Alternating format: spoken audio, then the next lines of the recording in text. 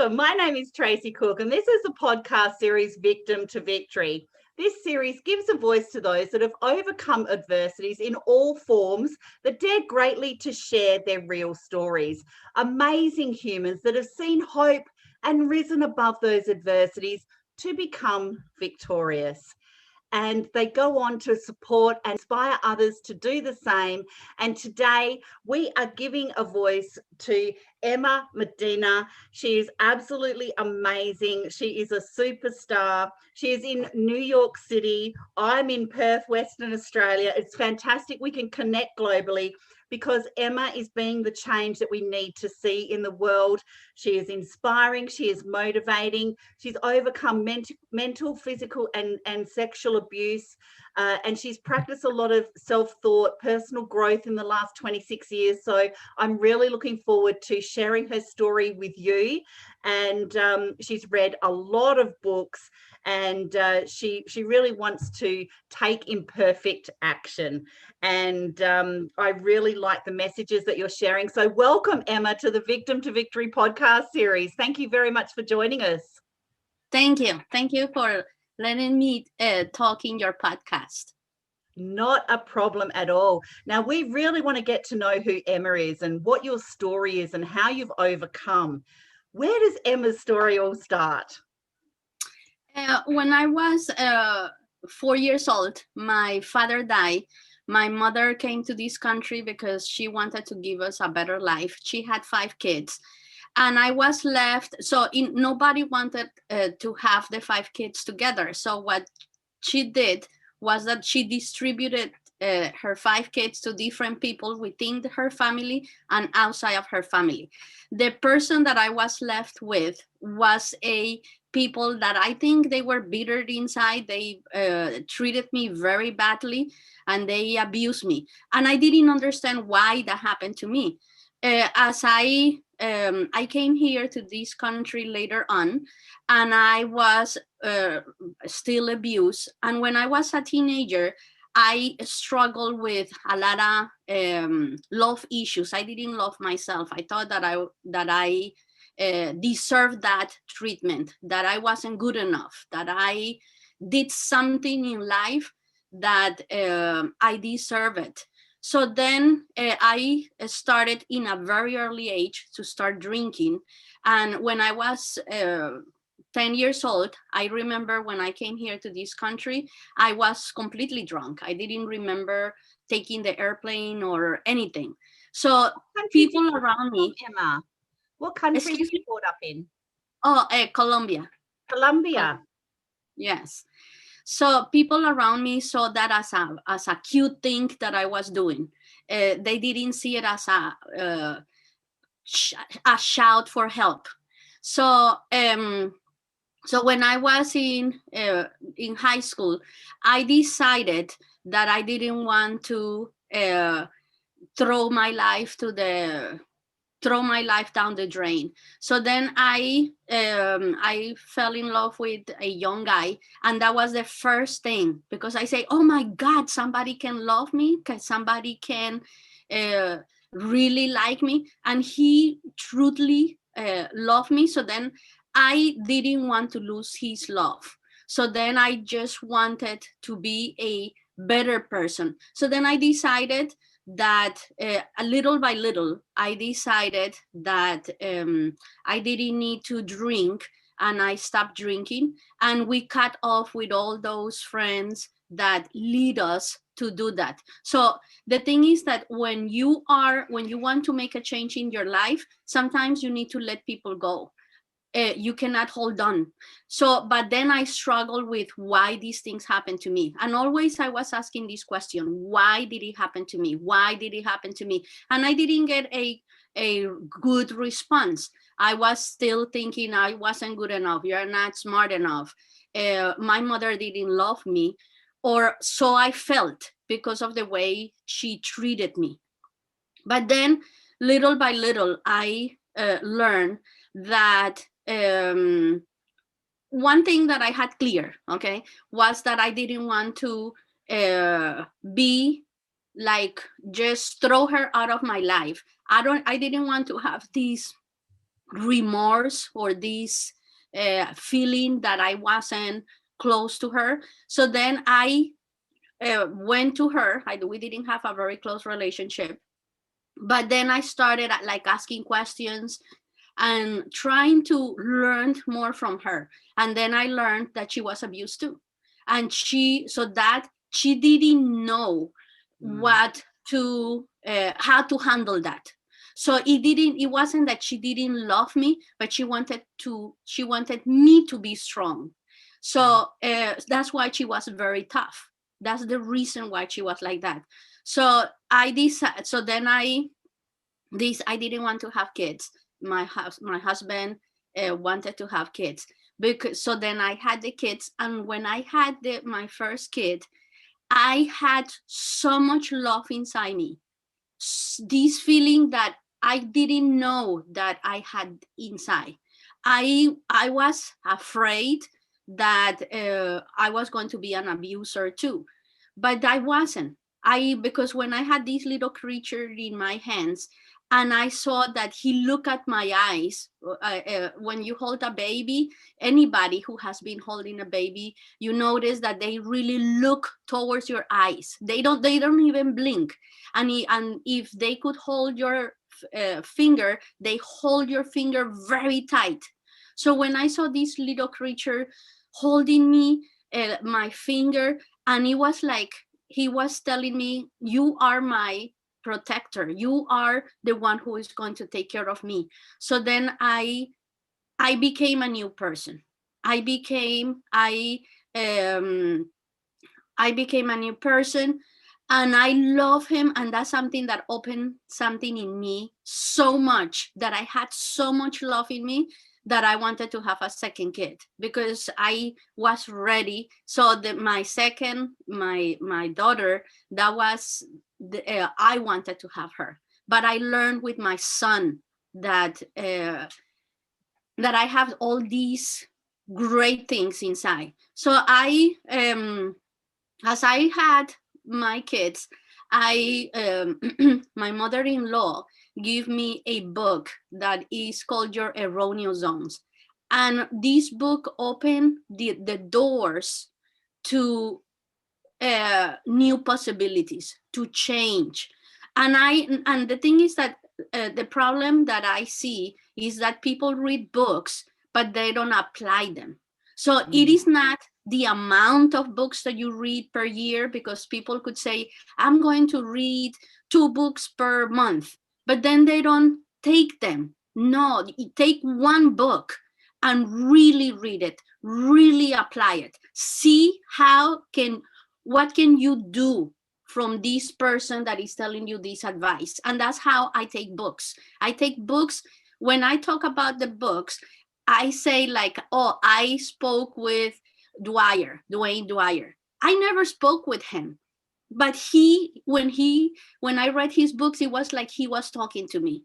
And Dwayne Dwyer was a psychologist. He wrote a lot of books, and he wrote The Erroneous Zones and many other books.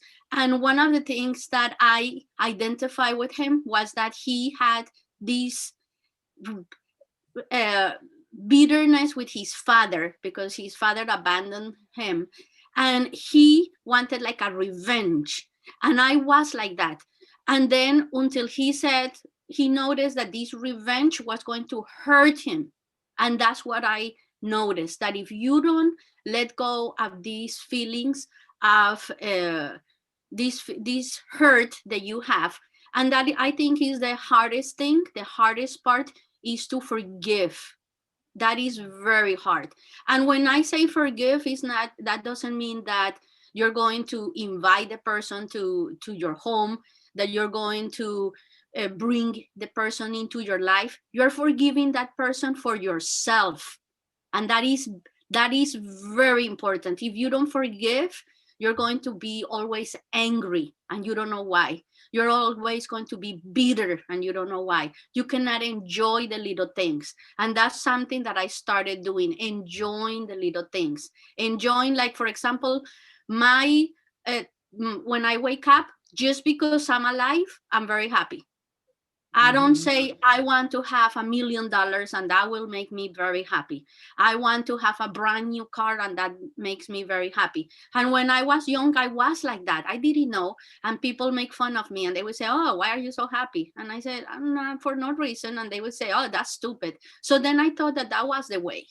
And everything that you believe is because these beliefs, these thoughts, they were taught to you. Those are not your beliefs.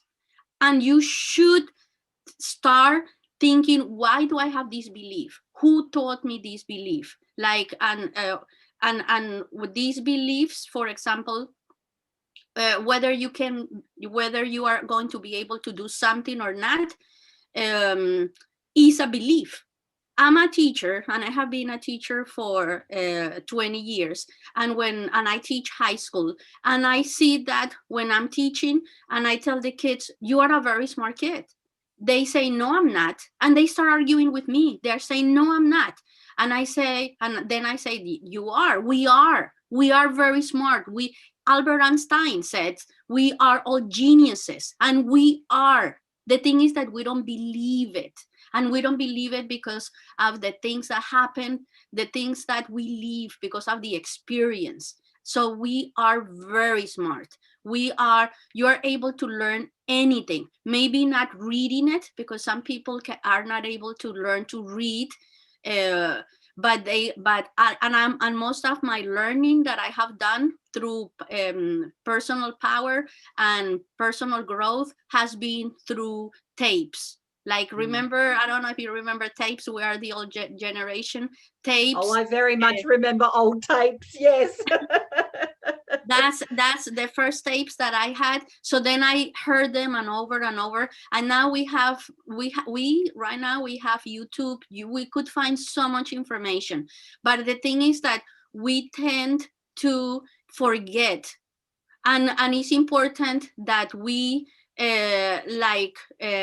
write few things about us. And that's something that I want everybody to do, because that will help you so much, is to write all your accomplishments from the earliest time that you remember. For example, if they told you that you couldn't read and then you were able to read, write it. That's an accomplishment. If they told you that you couldn't graduate from high school, write it. Because a lot of people, and these people that said these things, is because that's what they have inside. I remember from Dwayne Dwyer that he said, if you take an orange and you squeeze it, you're not going to get lemon. And so that means that whenever somebody's angry, whenever you come and ask a question or you want to have a conversation and the person bursts with anger, is because that person has pain inside. Okay, and I don't mean because a lot of people wants to be the saviors. You cannot say the only person that you could save is yourself. If you have a kid, the only thing that you could do is give them unconditional love, unconditional, because we are all raised with conditional love. If you do this, I love you. If you do that, I love you. And we learn that that's fine. No, it's not. Give unconditional love. Don't wait until somebody give it to you. You give it to yours. You give it to yourself first, and forgive yourself first for holding on to these things that hurt you. And then love, then you could love. And that's what I'm very grateful for my mother, because that was the biggest lesson that I learned from her. She couldn't love me because she didn't love herself. And how many of us are walking around and not putting our own oxygen mask on first and practicing self-love, because, in order to love, we have to love ourselves first, don't we? Exactly. And the thing is that I see that since I'm a teacher, I have been able to see that the kids, the way like the parent might teach the kid something specific. You don't need to sit the person and say, okay, you are going to do this. No, the kids follow how the parents behave. And a lot of times, and I see that with the kids, I connect very well with teenagers. And the reason is because when I talk to them, I tell them, okay, When was the last time somebody said something nice about you? When was the last time that somebody sat with you, hugged you, or gave you a kiss? No, that doesn't happen to you because your parents are so busy. They're busy going to work. They're busy taking care of the house. So usually the conversation that you're having with your parents is you didn't pick up the dishes, you didn't do the laundry, you didn't throw the garbage, you didn't get a good grade, you didn't. And when I say that, these teenagers, they start talking to themselves and they start saying, yeah, my parents, they do this, and they start saying, and they call me stupid. And right now I have a neighbor that the neighbor just moved a few months ago. And when I start hearing the way this woman talks to the kids, it is horrible. This person has pain in herself. She was talking to her 5-year-old kid, and she said, butthead, come over here. And she doesn't know the damage she's doing. Whenever you talk down to somebody, that person start thinking, I'm not lovable, maybe I deserve this. And so then if you have a kid, don't talk to the kid like that. Even if one thing that I want you to do, so one thing that I want you to do, two things. One is write a list of all your accomplishments. And I said that already. Every little thing. Because, for example, when you're learning something new, it takes time. Like, for example, when you start first learning how to tie your shoes, you start learning to tie your shoes and it took maybe 5 minutes. Now you do it in seconds, maybe 3 or 5 seconds at most. You didn't start with tying your shoes in 5 seconds. It took time. And that's the same thing that is the same thing that it will take for you to do anything new. If you are doing a new business, yes, you're going to be afraid and it will take time, but you have to be committed to learn and to apply. Because that's the problem that I see, that people are grown-ups, we have all these things inside us, we hold on to those, and we don't hold on to those things because we're dumb or we're stupid. We hold on to those things because we want to protect ourselves. We think that if we grow a wall in front of us, we are going to be protected. No, you're not going to be protected. Those things happen to you because because the people who should be protecting you, they didn't. But now you're a grown up.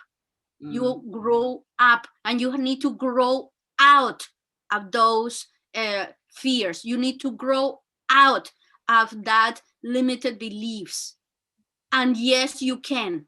And if you just do one little thing, start today, do the list. And the second thing that I want you to do is write like a sentence, like, let's say, imperfect action. I'm going to take imperfect action. What does imperfect action means? Most people, when they want to do their business or they want to change the careers from one place to another, they are afraid, and they are afraid to take the first step. And they say, what if I don't have the skills? What if people are going to find that? And sometimes people believe that they're fake, okay? That they don't deserve that they are not good enough. And another thing that people do is that they compare themselves with someone else. Don't we? We just compare when we shouldn't compare someone's first chapter to where we are in our book. Oh, you're so right there, Emma. Yeah, so people compare themselves with other people. Like I'm a petite person, okay? I'm a little person. And I remember that I used to look at these girls and say, oh, I wish I was taller like her. And nothing was wrong with me. I'm just petite. I'm just a little person. That's it. And I'm not less than them because I'm a smaller person. And I used to believe that people who were taller than me was happier, that people who like I have a very high pitched voice and people used to make fun of me. So then I thought that, oh, people who had a lower voice were happier. And that none of those things are true. People are happy or not happy because of whatever they believe needs that they need to have in order for them to be happy. And a lot of times we start blaming. If you were raised in a family that abuse you and they treated you bad, you start then finding, let's say you find your husband and practically you married your mother or you marry your father. And when these little things start appearing in your partner, then you start blaming them. Oh, I cannot grow because of him. And that is not true. That is not true. The main thing is see this person as a person that makes you aware of your points or your weakness, and then start changing and try to love the person unconditionally. And I don't mean that you are going to take crap from anybody.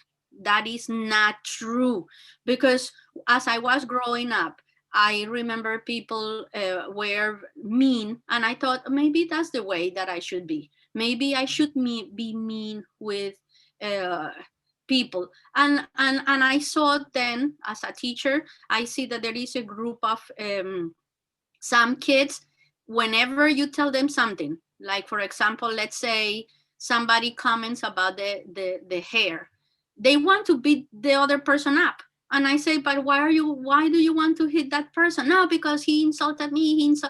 But what did he say? And it's for little things, for little tiny things. And then I see other people that when they get when they say an insult to them, they ignore them. And I go and I say, why you don't react? And he say, no, because whatever he's saying is not important to me. I don't need to get angry with that person. So that means that if you get angry, if you react and you lose your head, practically the other person controls you. And if you want to have control of yourself, then you need to take a deep breath and just calm down. And you're bigger than that. And that's something that you should repeat. I'm bigger than that, and I'm not saying that you're better than this person. You are bigger inside. And there was a saying that I really love, that let's say that whatever your belief is, the creator was going to put a gift in somewhere in this galaxy, this universe, or this world, and they wanted to put this gift somewhere, and they didn't know exactly where to put it. So the creator said, let me see, if I put it under the ocean, humans are so smart that they are going to get to the gift. So let's put it outside outside the world, in the universe. Humans are so smart that they're going to get there. So then he said, I'm going to put that gift inside them. And they will not look inside. And that's what we do. We do not look inside. We have a gift. We are so smart. And many people have said it, like Albert Einstein, he wasn't accepted. He thought he was dumb. He failed math class. And now everybody only remembers that he was very smart, that he invented this, he invented that. And there was a time that he thought that he wasn't good enough, and this is Albert Einstein. And there is many people like that. So, and that's why I love to be here and to share my story, because a lot of times we suffer alone. A lot of times we think that we are the only ones. We think that we are alone, and no, we are not alone. And this program shows that there are other people, shows that that there is hope, and that's something that you don't lose. You never lose hope, never. It could take whenever you want to improve yourself, and you could be a better version of yourself. And every day when I wake up, my goal is to be a better version than what I was yesterday. And if I'm a better version, if I didn't get angry, if I didn't fight when I thought that I had to say something, if I didn't do that, I'm a better version. And that doesn't mean that people that, oh, you're becoming that people are going to step all over you. I don't know. Like now we think that we need to react. Oh, he said that, let me say 3 things more. That means if you have the need to say the 3 things more, if you have the need to go after that person and argue, if you have the need, that means that that person controls you. You don't have control over yourself. I think that's just invaluable advice. I really do, especially this day and age on the tail end of 2020 as well, going into, for a lot of people, the unknown, those words of inspiration about growing up and growing out as well, and the reflection of the other person. That's so valuable and just such a powerful message to share. So thank you very much for sharing that. Thank you. So so it is there are simple little things that we could do. I already said make the list, and everybody's making the list of your accomplishments. Your first job was easy? No. I bet you that you were nervous, you didn't sleep, you didn't know how to talk, you didn't know, probably you forgot how to walk, even that. Okay, you had to think how to put your first step in front of you when you went to your first job. So you need to make this list, because think back of everything. The first time you took a computer, I remember the first time I took a computer, I didn't know how to work the computer, and it took me like 3 hours to turn it off. I didn't know where was the button. I didn't know that you didn't need to press a button, because that's how I was used to turn the computer off. I didn't know that you had to go in the window and find the letter shut off, or whatever word is used, and then it was going to, no, I wanted to press a button. And so then everything that we learned took time. So make that list. It's very, very important. And whenever you feel down, whenever you feel that you cannot do something, read that list. And you're going to call that list the badass list. Okay, the strength list. So you need to make that list. And you're going to do it for yourself, because you're committed to be better, because you're committed to grow. And life happened to us. Okay, life, not everything. You don't control your anybody. You don't control your friends. You don't control your family. The only person that you control is yourself. That's it. Make the list, and then read this list and see how great you are, and say it. Go to one of the things that I started, that I did, and I really learned so much, was going to the mirror when you just wake up, and you look yourself in the mirror and you say, I love you. I couldn't do it. When I did that, I cried. And then the next morning I did the same thing, and I couldn't. I thought that I was ugly enough, that I was unlovable. And when I start doing these little things, then when I look at myself in the mirror, I play. I say, hi, how are you? You look nice. That. I love that. I absolutely love that. And we so have to love ourselves, and we so have to be able to look ourselves in the mirror and stand naked in front of the mirror if we have to, and just really love ourselves. Warts and all, imperfections, absolutely everything. We so need to practice that. Yes, we have to, because if you don't love yourself, and remember what I said, if you don't love yourself, you cannot love anybody. If you have a little kid and if you don't love yourself, you are doing something. You're not giving all your love to this little kid.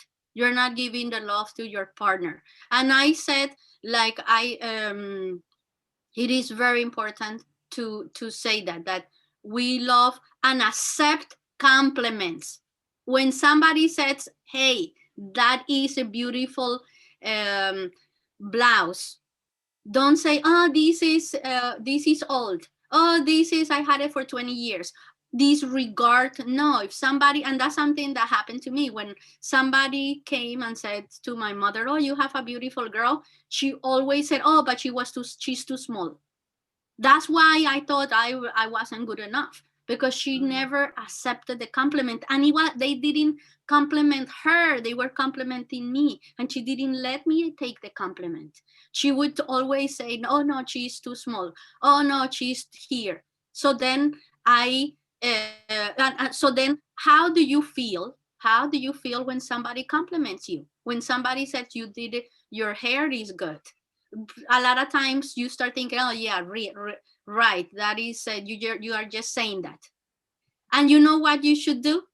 Compliment somebody. Go today, whenever you go to the store, whenever, make somebody's day a happy day.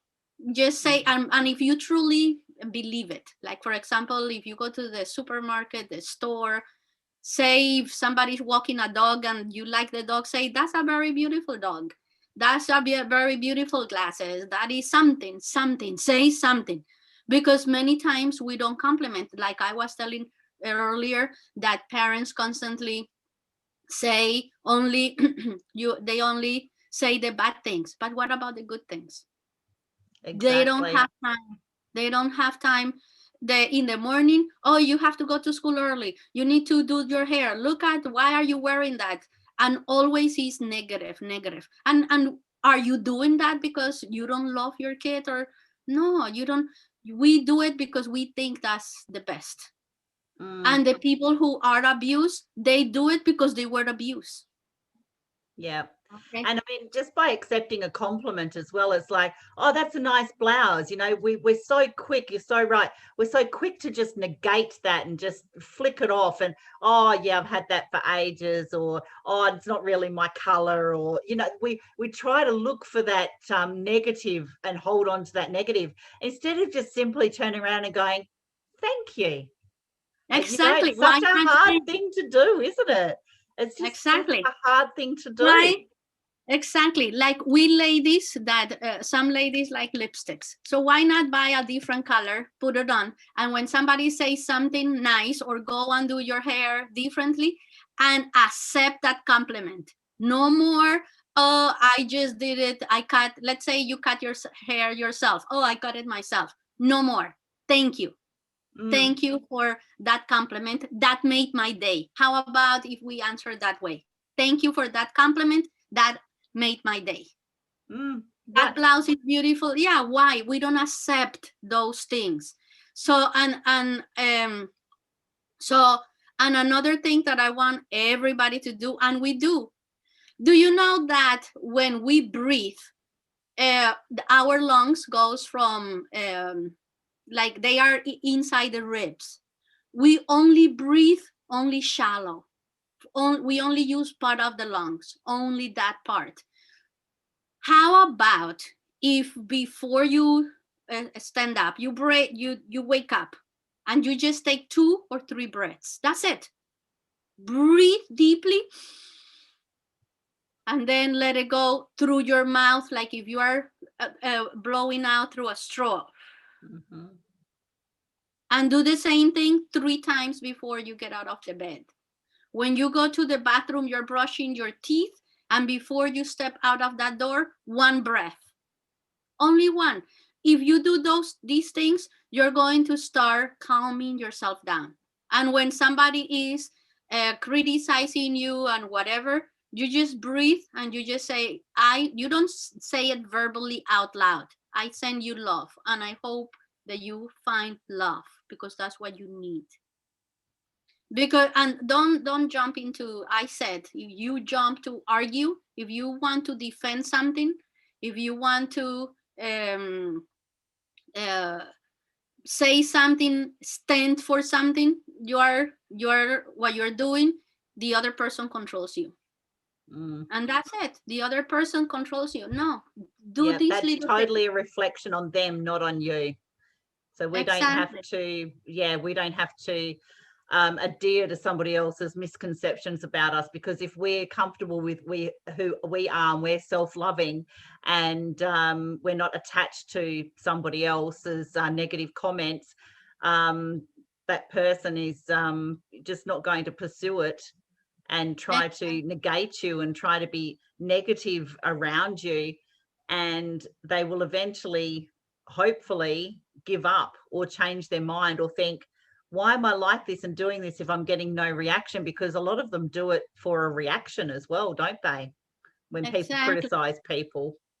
Yes, like so let me go back to my story. So then I became a teacher, right? The first thing that I did was I went to work in a medical facility where they collected blood, and I worked there for a few years. And then I always heard that they needed teachers, but I thought that I wasn't good enough. So then I said, oh, I want to be a teacher. And I had my kid, I tutored his friends, and the parents suddenly they start sending me flowers and sending me fruits. And I was like, but no, I did it for because I wanted. So then I started thinking, maybe I'm a good tutor, maybe I should become a teacher. But then I started thinking, no, I'm not good enough. So I decided one day to I started to train to do the marathon, and I went into a coaching with a person that he was really excellent, and he has a lot of books. He's a nutritionist. I don't know if I think he's well known, Gary Knoll. And I was really like, I was, what I have the I could go and see him. So then I start going to his trainings. And I said, when at the end of his training, he told us, what is that we want to do? And I said, in my head, I said, I want to become a teacher.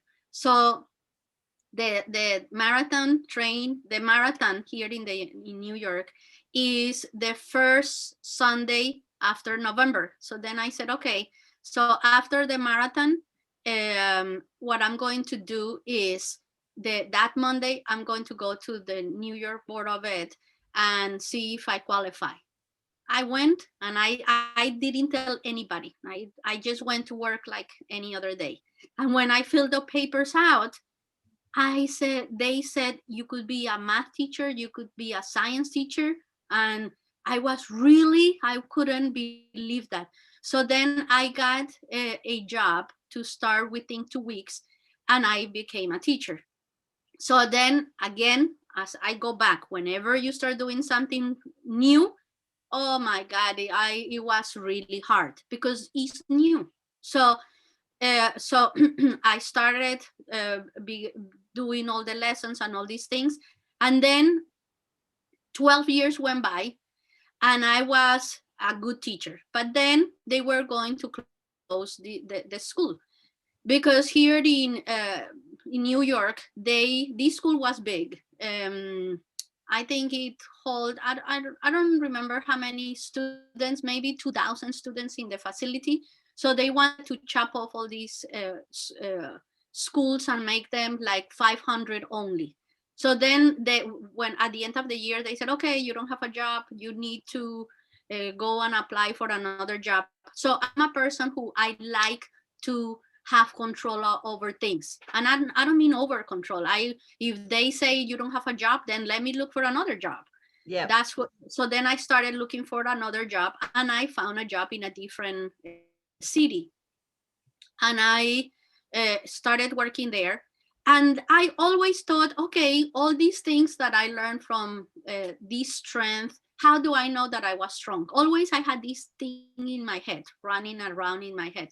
How do you know that you're strong enough? How do you know that you really overcame all that nonsense that happened to you? How do you know? So I landed into this job, and the principal didn't like me at all. Okay. And one of the reasons why this happened was because here in the United States, they have these classes for kids that they don't learn fast enough, so they have to provide a service.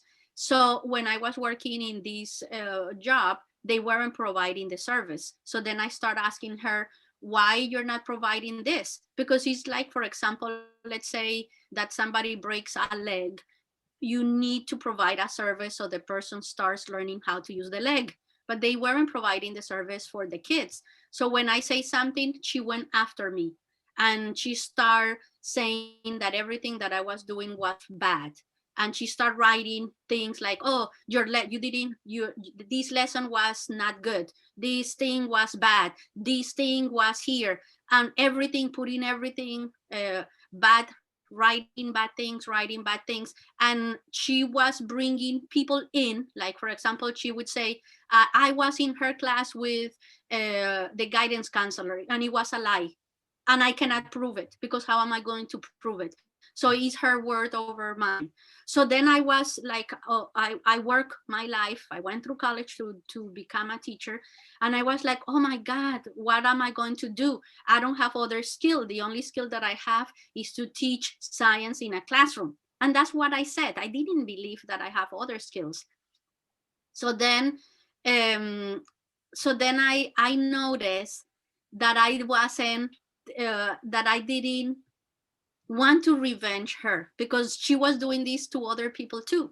And the other people were like very angry, and they were saying, aha, I'm going to, I hope that a car hit her, things like that. And I didn't like that. Why I'm going to desire something bad happened to that woman? So then I wasn't. So then I would, every morning when I was walking towards the job, when I was taking the train, when I was in the car to go to the job, I would look at the sun and I would say, the sun, that sun is bright for both of us, for her, for me, and for everybody. And I never had any bitterness, never had. And I said, that woman she is bitter inside her, because nobody, people would say, why, I don't understand why she's like that with you. And I just never hope that something bad happened to her, nothing. I just said she's very bitter, and I'm going to continue with my life. And then eventually I move out, and then I found that I have other skills. I have, and we are very gifted. So one thing is, whenever you are doing something new, like if I ask you a question, I want you to give a time. How long will you give a baby?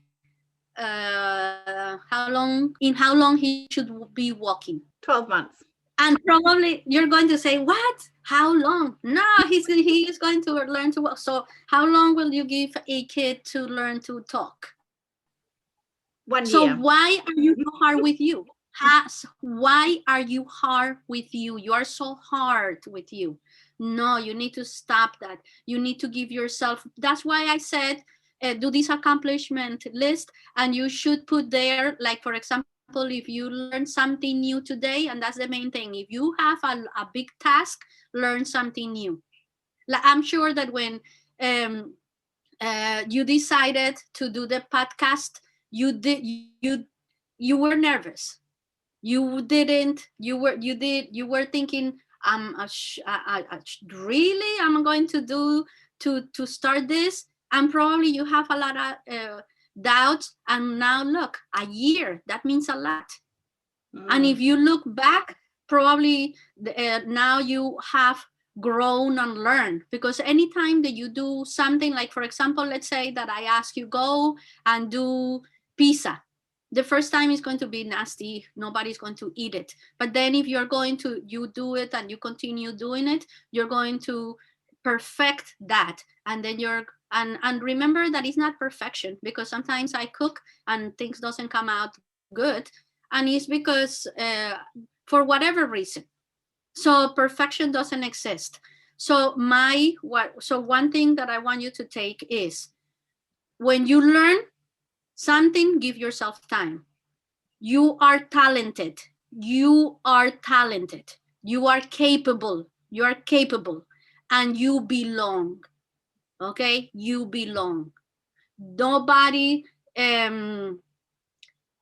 we all have a gift.